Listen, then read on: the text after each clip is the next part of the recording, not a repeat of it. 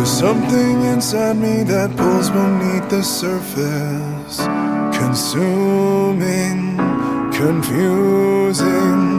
This lack of self-control I fear is never ending, controlling. I can't seem to find myself again.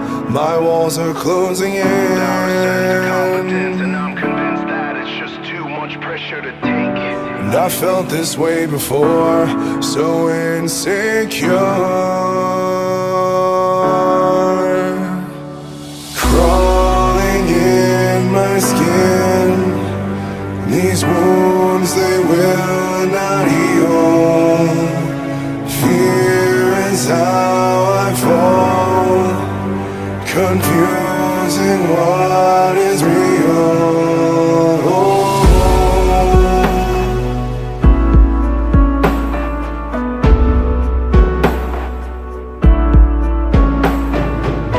Discomfort endlessly has pulled itself upon me, distracting, reacting.